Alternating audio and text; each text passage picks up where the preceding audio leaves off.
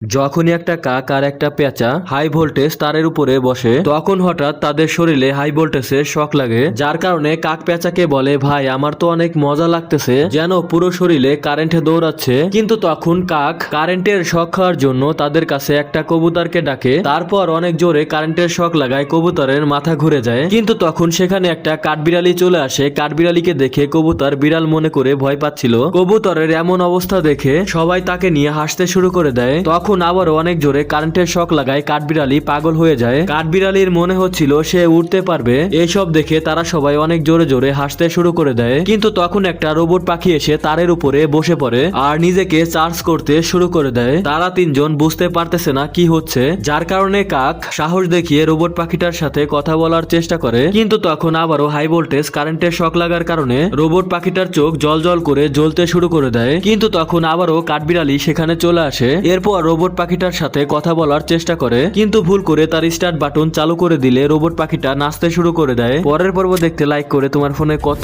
% Charge আছে comment করে জানাও।